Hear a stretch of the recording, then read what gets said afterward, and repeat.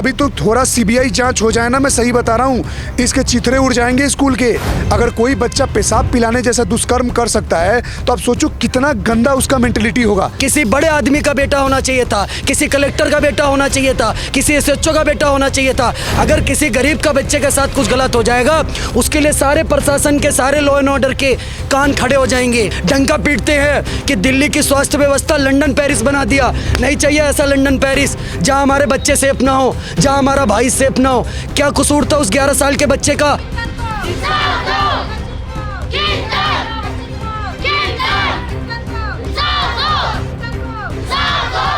Justice for किंतन, ये जो drive चल रही थी, अभी आप देख सकते हैं कि ये सभी लोग अब ज़मीन पर बैठे हुए हैं। आप सोच रहे हैं कि आखिर ऐसा क्या हुआ कि ये जो मंच लगा हुआ था वो हटा दिया गया है और ये अब लोग ज़मीन पर बैठ के अपना विरोध प्रदर्शन कर रहे हैं। मैं आपको बताना चाहूँगा कि कल दिल्ली के अंदर धारा 144 लगा दी गई थी, क्योंकि दिल्ली के अंदर किसान आंदोलन को देखते हुए दिल्ली पुलिस किसी भी आशंका से निपटने के लिए धारा 144 यहाँ पर लगा दी गई थी। और उसी धारा 144 की आड़ लेकर यहाँ पर विधायक और उनके कुछ गुर्गे वो चाहते थे कि यहाँ पर जो धरना प्रदर्शन चल रहा था उसको उठा दिया जाए।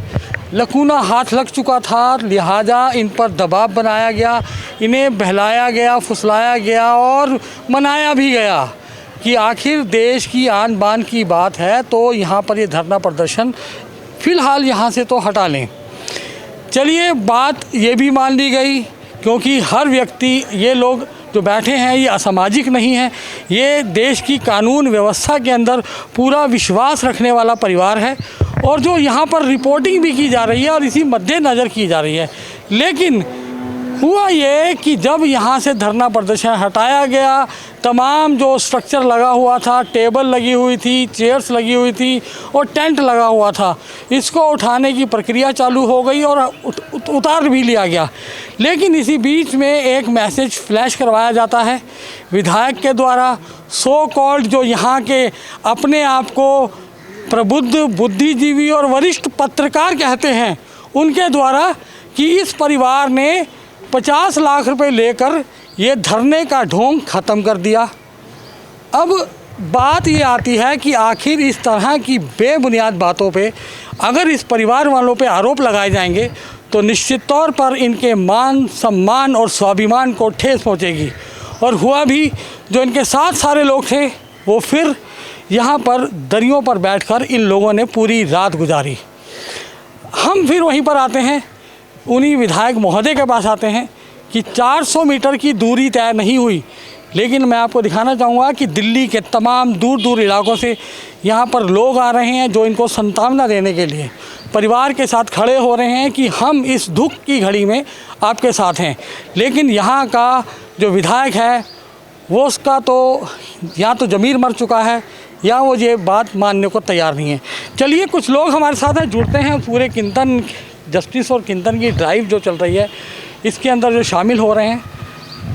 सर, सबसे पहले तो मेरा नाम सुदंत भारद्वाज हुआ। सबसे पहले तो daily up to date channel को धन्यवाद, क्योंकि आप लोग राष्ट्रवाद का काम कर रहे हैं और कहीं ना कहीं एक बच्चा को इंसाफ दिलवाने में आपका बहुत बहुत बड़ा योगदान है। क्योंकि आज के डेट में बहुत पत्रकार इसके वो एक अलग नेरेटिव सेट कर रहे हैं कि यहाँ 50 लाख लेके भाग गए हैं और ये लोग धरना खत्म कर दिए और ये लोग सरकारी नौकरी ले लिए, दिस डेट एजेंडा चला रहे हैं। आपको बता दें, हमको लगता है कि उनके भी जो पत्रकार चला रहे हैं उनके भी घर में कोई ना कोई बच्चा होगा ही, उनके ही बच्चा के साथ रैगिंग हो सकता है, आपके ही बच्चा के साथ हो सकता है। आप सोचने वाला बात है, एक मासूम सा बच्चा, आप उनका चेहरा दिखा दीजिए, कितना छोटा बच्चा होगा, वो एक हंसता खेलता परिवार का एक छोटा सा सा बच्चा, इकलौता बेटा, जो कहीं ना कहीं जिसका नाम किंतन था, जिसके जस्टिस के लिए आज पूरा देश खड़ा है। आज किसी मतलब पूरा देश यहाँ पे दूर दूर से लोग आ रहे हैं, लेकिन यहाँ के जो विधायक है जिनका नाम सोमदत्त है, उनको यहाँ से कोई मतलब नहीं है। वो बगल में आते हैं, फंक्शन अटेंड करते हैं, वोट ही मांगने आएंगे, सब चीज़ करेंगे, लेकिन यहाँ पे जो एक परिवार को इंसाफ दिलवाना है तब वो गायब है। तो सबसे बड़ा समस्या यहाँ इस देश में यही है कि जब यहाँ पे शिक्षा व्यवस्था के नाम पे हम लोग केजरीवाल को वोट देते हैं, जब इस देश में हम लोग क्या बोलते हैं स्वास्थ्य व्यवस्था के नाम पे देते हैं वोट, तो अब सोचने वाला बात यह है कि इस देश में यही स्कूल दिखा दीजिए, आप लोग दिखा दीजिए कैमरा पे, सर्वोदय बाल विद्यालय, ये आज के डेट में स्कूल नहीं है, इसको हम आपको फिर बहुत रिपीट करना चाहते हैं, स्कूल नहीं, ये तालिबान है। ये कहीं ना कहीं अलकायदा बन चुका है, जहाँ पे बच्चा को टॉयलेट पिलाया जाता है। ऐसे तो पाकिस्तान में भी नहीं किया जाता होगा। शायद इसी बात को लेकर विधायक महोदय यहाँ पर आना नहीं चाहते, क्योंकि ये स्कूल भी उन्हीं के अंडर आता है। वो ये मानने को तैयार नहीं होंगे कि ये स्कूल उनके अंदर आता है, और जो अनियमितताएं हुई हैं कहीं ना कहीं उसकी भागीदारी है उनकी। भैया भागीदारी नहीं, हमको तो ऐसा लग रहा है कहीं ना कहीं उनका बेटा भी इसमें इन्वॉल्व ना हो। क्या पता कोई बड़ा आदमी का नेता बेटा इसमें माफिया ना बना हुआ हो, क्योंकि रैगिंग हर स्कूल में होता है। लेकिन सोचने वाला बात यह है कि सबसे बड़ा रैगिंग इस तरीके का करना बाथरूम में, वो भी लंच टाइम में, जबकि लंच ब्रेक में पूरा स्कूल को छुट्टी मिलता है, सब लोग आते लंच खाते, उस ब्रेक में 2-4 लड़का मिल के, वो भी सीनियर मिल के एक जूनियर को इतना बेरहमी से मारता है। क्या किसी बच्चा का जमीर नहीं था? क्या किसी के बच्चा के अंदर ममता नहीं था? लेकिन सब लोग क्या किए, सब लोग उसको छोड़ दिए। और यहाँ पे आपको बता दें, हम कल आए थे यहाँ पे, यहाँ के जितने भी लोकल है, ललिता ब्लॉक पड़ता है शास्त्री नगर, यहाँ पे जितने भी लोकल लोग हैं कोई हमको एड्रेस नहीं बता रहे हैं। अब सोचिए, इनका पहली बात तो यहाँ के जो सोमदत्त है उनका मुंह भी है पड़े सावल की तरह, उनका क्या बोलते हैं पूरा यहाँ पे ऐसा ही करके माहौल बनाया हुआ है कि यहाँ एड्रेस कोई नहीं बता रहा है। जब लोग एड्रेस नहीं बता रहे कि सर्वोदय बाल विद्यालय है कहाँ पे, तो सोचिए यहाँ खड़ा कैसे लोग हो जाएंगे। हम तो हर एक समाज को, हर एक वर्ग को कहना चाहते हैं, हिंदू मुस्लिम कोई भी हो, क्योंकि एक वो बच्चा है, उसको कोई पता नहीं था वो हिंदू है या मुस्लिम है, वो यहाँ पढ़ने के लिए एज छात्र यहाँ आता था। इस छात्र के साथ जिस तरीके से बेरहमी से घटना किया गया, आने वाला टाइम में आपके बच्चा के साथ कर सकता है, हम भी हो सकते हैं, आने वाले टाइम में हर कोई हो सकता है। और दूसरी बात आपको बता दें, यूपीएससी का प्रिपरेशन करें, यूपीएससी के छात्र हैं, फिर भी 144 धारा लगा है, मेरे ऊपर भी अगर मान लीजिए कोई एक्ट लगेगा, मेरा कैरियर बर्बाद हो सकता है, लेकिन फिर भी हम आए हैं क्योंकि हमको पता है आने वाला टाइम में हम भी हो सकते हैं इस जगह पे।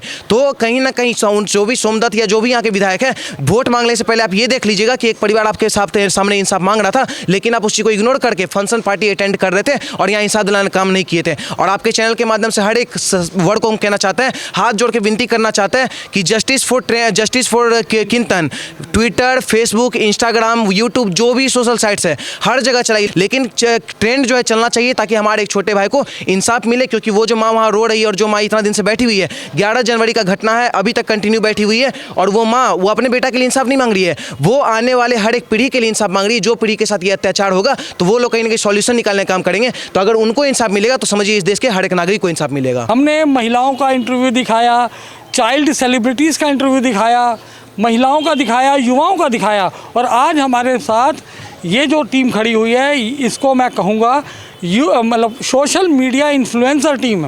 ये लोग सोशल मीडिया पर अपने अपने प्लेटफार्मों पर धमाल मचाते हैं, इनके लाखों सब्सक्राइबर हैं, फॉलोअर हैं। तो चलिए बात करते हैं एक और। सर, आपका नाम? जी, मैं सिर्फ doctor Prakash Singh. Sir, justice for Kintan की ड्राइव में आप भी शामिल हुए हैं, क्या कहेंगे? और जो घटनाक्रम हुआ कल तक तो एक और नैरेटिव था, आज उसके बाद एक और सिनेरियो चेंज हुआ है, आपकी ओपिनियन जानना चाहेंगे।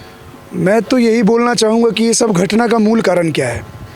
आप बड़ी बड़ी दीवार और बिल्डिंग बनाने से डेवलपमेंट नहीं बोला जाता है, या बड़ी बड़ी बिल्डिंग खड़ी कर दो, हॉस्पिटल बना दो और डॉक्टर इलाज करने वाला ना हो। हॉस्पिटल में कंपाउंडर इलाज करेगा तो ऑपरेशन होगा, कोई कार्डियोलॉजिस्ट ही करेगा, हार्ट का करना है तो नेफ्रोलॉजिस्ट किडनी का करेगा।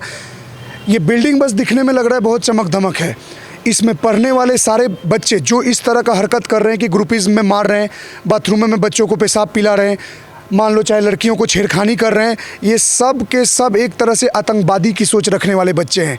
टेरर टाइप का एक्टिविटी कर रहे हैं ये।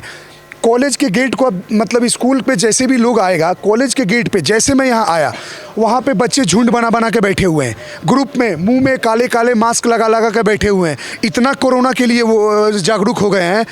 ये सब लड़कियों को छेड़कर चेहरा छुपा रहे हैं कि इनका नाम ना आए। एक दिन प्रशासन से यही निवेदन है कि कम से कम ये तो जो चल रहा है चलेगा, लड़ाई जो चल रही है वो रुकेगी नहीं जब तक इंसाफ नहीं मिलता। लेकिन उस इंसाफ के साथ साथ ये जो लोग आसपास के यहाँ के लोग भी ना, मेरे को लगता है थोड़े बहुत बुज़दिल हैं। एक बच्चे को सुनने में आज ही इसी स्कूल में, आज कितना तारीख है, आज 13 है ना, आज ही सुबह किसी बच्चे को मारा गया है और उसके गार्जियन से हम लोग जाकर पूछे हैं तो गार्जियन डर के नहीं बता रहा है। अब सोचिए किस तरह का डर का माहौल पैदा है। या तो स्कूल वाले उनको बोल रहे हैं कि आप ऐसा ना बताइए, किसी का तो ज़मीर जगेगा जो सच बताएगा। लड़कियां सुरक्षित नहीं हैं, आप कमेंटबाजी करते हो, छेड़ रहे हो। अभी तो थोड़ा सीबीआई जांच हो जाए ना, मैं सही बता रहा हूँ, इसके चिथड़े उड़ जाएंगे स्कूल के। अगर कोई बच्चा पेशाब पिलाने जैसा दुष्कर्म कर सकता है तो आप सोचो कितना गंदा उसका मेंटलिटी होगा। अब सीनियर दादागिरी कर रहे हो, कॉलेजों में भी इस हद तक की दादागिरी नहीं होती है। कॉलेज में भी मारपीट होता है ना तो शांत हो जाता है, ये नहीं किसी को पेशाब पिला दिए, टॉर्चर कर रहे हैं उसको, इतना डिप्रेशन में। आप खुल के किसी बच्चे का इंटरव्यू नहीं ले सकते। मैं आपको चैलेंज कर रहा हूँ, वो इतने डरे सहमे हुए हैं ना कि उनको इस बात का डर है कि हम एक शब्द बोलेंगे नहीं तो स्कूल टारगेट ले लेगा, पुलिस प्रशासन उनके घर वालों पे दबाव डालेगा और हो सकता है कि वो बच्चे उनके घर के आगे जाकर उनको भी परेशान करना स्टार्ट कर दे। और यहाँ पे जो लोग बैठे हुए हैं ये सही में योद्धा हैं, सम्मानहीन नारियों को पूजनीय है। क्यों? क्योंकि इनको पता है कि आज उनके माँ के साथ हुआ है, उस किंतन के परिवार जो झेल रहा है वो कल उनके बाल बच्चों के साथ ना हो जाए, उसीलिए यहाँ त्याग करके बैठी हुई कि जो होगा देख लिया जाएगा। और हम लोग पागल वागल नहीं है ना। अगर आपका व्यूअर सुन रहा है तो कहाँ बैठे हो? सिर्फ रील डालने से होता है क्या? इंस्टाग्राम पे सिर्फ पॉलिटिकल ट्विटर पे ट्वीट करने से होता है? आप जैसे जो चैनल वाले लड़ रहे हैं और इतना महान काम कर रहे हैं, मैं तो बोलूँ यहाँ चैनलों का जमावड़ा हो जाना चाहिए। इस सच को भारत के हर गली गली में दिखाना पड़ेगा, कार्रवाई हो, जो भी दोषी है एक एक दोषी को चुन चुन कर सज़ा दिया जाए और ऐसी सज़ा दिया जाए कि उनके परिवार के आंखों में वो संतुष्टि लगे कि मेरे बच्चे के साथ जो दरिंदगी की गई उनके परिवार भी वो झेले और उनके आने वाले पीढ़ियां याद रखें कि मेरे औलादों ने क्या गलती की। आपका नाम? अभिषेक ठाकुर। अभिषेक जी, क्या कहेंगे जस्टिस फॉर किंतन की ड्राइव के लिए? सर, सबसे पहली बात तो मैं यहाँ पे जितना प्रशासन सोया हुआ है, आज मैं प्रशासन से पूछना चाहता हूँ, जो नॉर्थ के डीसीपी हैं उनसे पूछना चाहता हूँ, अगर ये बच्चा आपका होता तो क्या इसी प्रकार से कार्रवाई हो रही होती? कितने लोगों को आपने अरेस्ट करा? अगर ये बच्चा यहाँ के विधायक सोमदत्त जी का बेटा होता तो क्या अभी इसी प्रकार से माहौल होता? सोमदत्त जी यहाँ पर धरना दे रहे होते? नहीं ना। आज पूरा का पूरा सेल तिहाड़ जेल में पड़ा होता और कार्रवाई चल रही होती। एक तरफ से स्कूल को ब्लॉक करने का काम करा जाता और सबको उठा करके जेल में डालने का काम किया जाता। लेकिन बेटा किसका होना चाहिए था? किसी मिनिस्टर का बेटा होना चाहिए था, किसी बड़े आदमी का बेटा होना चाहिए था, किसी कलेक्टर का बेटा होना चाहिए था, किसी एसएचओ का बेटा होना चाहिए था। अगर किसी गरीब का बच्चे के साथ कुछ गलत हो जाएगा उसके लिए सारे प्रशासन के, सारे लॉ एंड ऑर्डर के कान खड़े हो जाएंगे। अरे यहाँ पर कोई आपराधिक प्रवृत्ति घटनाएं हो रही हैं क्या? अगर आपका प्रशासन, आपकी पुलिस, आपका शिक्षा, आपका स्वास्थ्य इतना अच्छा होता तो आज ये दिन देखने को नहीं मिलता। आप पहले ही रोक लेते। आपके जो स्वास्थ्य कर्मचारी हैं, स्वास्थ्य विभाग है जिसकी दुहाई देते हैं, आप डंका पीटते हैं कि दिल्ली की स्वास्थ्य व्यवस्था लंदन पेरिस बना दिया। नहीं चाहिए ऐसा लंदन पेरिस जहां हमारे बच्चे सेफ ना हो, जहां हमारा भाई सेफ ना हो। क्या कसूर था उस 11 साल के बच्चे का जिसको 11 जनवरी को इतना निर्मम तरीके से मारा गया, इतनी बेरहमी से मारा गया कि उसकी हत्या हो गई, मृत्यु हो गई। सर, मैं कहता हूँ शर्म आनी चाहिए ऐसे प्रशासन पर और शर्म आनी चाहिए ऐसे 2 कौड़ी के विधायकों पर। आज आप विधायक हो, कल नहीं रहोगे, लास्ट में सबको वहीं पर जाना है। क्या मुंह लेकर के जाओगे? विधायक जी, अगर आप मुझे सुन पा रहे हो तो आपके लिए कहना चाहता हूँ, मत सता गरीब को वो रो देगा और सुनेगा उसका मालिक तो तुझे जड़ से खो देगा। आप विधायक होंगे अपने घर के लिए होंगे, पर किसी गरीब की बद्दुआ मत लो, वरना ये विधायक सांसद किसने बनाया? आपके आगे माननीय किसने लगाया? इसी जनता ने लगाया। यही माँ बहनें यहाँ पर बैठी हुई हैं जिन्होंने आपको यहाँ से विधानसभा में भेजा वोट दे करके। आज जब एक परिवार के साथ गलत हो गया तो गायब सब कुछ आपका, मतलब मीठा मीठा गप गप, कड़वा कड़वा थू थू। ये केजरीवाल जी, आपके बेटे के ऊपर आपके जैसा एक पत्रकार, मैं तो आपके चैनल का, दिल्ली अपडेट का बहुत बहुत शुक्रिया करना चाहता हूँ जिन्होंने इस मुद्दे को गिरने नहीं दिया। आपके जैसे एक पत्रकार ने केजरीवाल के बेटे का स्टिंग कर दिया कि वो 10 लाख रुपए रोज कमा रहा है रचित कौशिक जी ने, तो उनको किस प्रकार से दिन दहाड़े उठा लिया गया सिर्फ उन केजरीवाल के बेटे पर बोलने के लिए। एक पत्रकार को गोली के सहारे पर बदमाश आके उठा ले जाते, केजरीवाल के बदमाश उठा ले जाते। क्या अगर यही घटना केजरीवाल के बेटे पर हुई होती तो पत्रकार महोदय क्या यही हो रहा होता? अगर यही घटना किसी शांति दूत, वो गोल टोपी वाले जो देश में शांति दूत हैं, उनके किसी परिवार के साथ हुई होती तो आज ये स्कूल जल रहा होता, आज ये इलाका जल रहा होता। लेकिन बच्चा किसका है? एक हिंदू का है। और हमारे संस्कृति में कहा जाता है सर्वे भवन्तु सुखना, वसुदेव कुटुंबकम, पूरी धरती हमारा परिवार है। आज इनके पिताजी के आंखों में आंसू देख करके सर इतना गुस्सा दिल में भरा है, इतना गुस्सा आता है। एक वो माँ बैठी हुई है, इकलौता बच्चा चला गया सर दुनिया से, और आप लोग यहाँ पर राजनीति कर रहे हो। शर्म आनी चाहिए ऐसे 2 कौड़ी के विधायक पर और शर्म आनी चाहिए ऐसे 2 कौड़ी के पत्रकारों पर जिन्होंने जमीर बेच दिया है। और सर यहाँ पर खड़ा हुआ हूँ क्यों? क्योंकि उसूलों पर आँच आए तो टकराना जरूरी है, अगर जिंदा हो तो जिंदा नजर आना जरूरी है। और देश में जितने लोग हैं, अगर आपके अंदर जमीर जिंदा है तो उसको दिखाओ और जस्टिस फॉर किंतन की मुहिम में जुड़ो और इन भाई के, इनके पिताजी की, माताजी की और पूरे भारत की आवाज़ बनो। एक तो स्कूल में रोज लड़ाई झगड़े हो रहे हैं, अभी भी कंटिन्यू हो रहे हैं। दूसरा सोचिए, जिन लोगों को लग रहा होगा, मैं एक बात क्लियर कर देना चाहता हूँ कि ये कोई बुलाई हुई भीड़ है पैसे वैसे पे, तो एक बार घुमाइए, सभी माता बहनों के आंखों में ना आंसू है। मैं झूठ नहीं बोल रहा हूँ, आंसू बता रहे हैं कि सच्चाई है। एक नैरेटिव नैरेटिव नहीं है, वो आंसू खरीदे हुए आंसू नहीं है। विधायक साहब के सो कॉल्ड गुर्गों से या उनके जो चापलूस लोग हैं वो ये कहते हैं कि ये पेड वर्कर हैं। सुनिए ना, अगर या ये लोग मजबूरी में बैठे हैं। सुनिए, किसी की इतनी औकात नहीं है, पूरे प्रशासन दिल्ली केजरीवाल जी, किसी की इतनी औकात नहीं आके खरीद लो। एक माँ बाप को खरीद, आप समझ रहे हो मेरी बात को? एक माँ बाप के बेटे की अब आप निर्ममता से हत्या हो गई, उसकी भावनाओं को खरीदेंगे आप? हम लोग जो वहाँ पर आकर के बोल रहे हैं, आप हम लोगों को पेड वर्कर बोलने का काम कर रहे हैं। यहाँ पर जितनी माताएं बहनें बैठी हुई हैं, अपने बच्चों को जस्टिस दिलाने के लिए बैठी हुई हैं कि आज किंतन है, अगला नंबर उनके बच्चे का भी हो सकता है। हम इसलिए खड़े हुए हैं, आज किंतन है, अगला नंबर हमारे किसी भी इधर गली में पूरे भारत में किसी भाई का हो सकता है।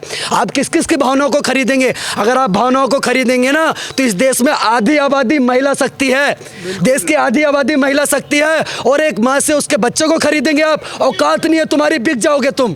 और आपके खरीदे हुए वोट खरीद के आप वोट मांगते होंगे, जीतने के लिए दलाली करते होंगे ये लोग। यहाँ जो बैठे हुए हैं ना, ये इंसाफ के लिए आए हैं, और जितना आपने वोटबाजी किया है वो सब खत्म हो जाएगा। दरअसल में क्या है कि ये जो नेता है जो ऐसी बातें करते हैं, वो अपनी पार्टी की सभाओं के अंदर तो भीड़ को पे करके जुटाते हैं। उनको यही डर है कि इतनी भीड़ कैसे जुट गई। अरे पार्टी जो कर रहे हैं ना, सरकारें आएंगी जाएंगी। अटल बिहारी वाजपेयी ने बोला है ना, देश चलना चाहिए, देश के नागरिक के लिए कुछ करो आप लोग। जब नागरिक ही खुश नहीं है, ऐसा कोई नहीं होगा जो उनको वोट नहीं दिया होगा। यहाँ 100 में से 50 तो एटलीस्ट वोट दिए ही होंगे। अब ये 50 अगली बार देंगे। जब ये सोचिए, ये कितना एक फॉल्स उनके लिए खुद मैसेज जा रहा है कि अगर आप इनके लिए नहीं जाओगे तो मैं गारंटी दे रहा हूँ, जितने भी पत्रकार जैसे आप जैसे लोग जो हमारी इनकी आवाज़ें उठा रहे हो और हम लोग बोल के इनको एक्सपोज कर रहे हैं, आने वाले टाइम में जितना वीडियो फैलेगा, ये जो वोट बैंक करते हैं ना, सारे लोग लात मार के इनके रोड पे फेंकेंगे। एक चीज़ मैं आपको और बता दूं, आज ही सुबह दिल्ली सरकार के जो मंत्री हैं कैलाश गहलोत जी, उन्होंने भी एक ट्वीट किया है। उन्होंने भी कहा है कि जो किसान आंदोलन हो रहा है, अगर धारा 144 लगा भी दी गई है, तो अगर वो शांतिपूर्ण प्रदर्शन कर रहे हैं तो ये हर नागरिक का अधिकार है। अगर हमारा प्रदर्शन उग्र नहीं होना चाहिए, हिंसक नहीं होना चाहिए, तो इसमें कोई फर्क नहीं पड़ता। सर यहाँ पॉलिटिकल के लिए यहाँ नहीं कोई बैठा हुआ है, यहाँ सिर्फ एक ही मुद्दा है, जस्टिस फॉर किंतन के लिए। तो यहाँ पथराव उथराव, यहाँ थोड़ी वायलेंस कोई फैल रहा है। तो जब वायलेंस फैल नहीं रहा है तो पुलिस रोक क्यों रहे हैं? तो हर एक अधिकारी को भी कहना चाहते हैं, या नॉर्थ ईस्ट के ACP हो या कोई भी, आप लोग से हाथ जोड़ के विनती है सरकार से भी कि आप लोग 144 एक्ट के तहत ये जरूर लागू करिए कि हाँ, अगर शांतिपूर्ण तरीके से हम लोग करें तो हम लोग पे दबाव ना बने, और इस प्रदर्शन को कम से कम नहीं, कुछ भी चलने दीजिए आराम से। और जब तक इंसाफ नहीं मिलेगा, आज यहाँ से मांग रहे, कल जंतर मंतर से मांगेंगे, और वहाँ भी अगर नहीं मिला तो आने वाले टाइम में केजरीवाल का घर भी घेराव करेंगे। तो यानी कि ये आज का हमारा एपिसोड उन लोगों के लिए जवाब है, उन लोगों के लिए एक ज़ोरदार तमाचा है जो ये कह रहे थे कि ये एक फेक आंदोलन कर रहे हैं, ये जो पेड़ धरना है या असामाजिक तत्वों का धरना है।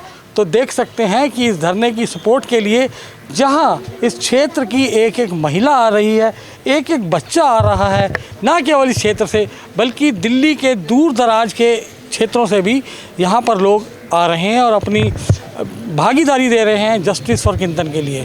आपके लिए हम आपको भी कहना चाहेंगे कि आप भी इस मुहिम से जुड़ें, जस्टिस फॉर किंतन।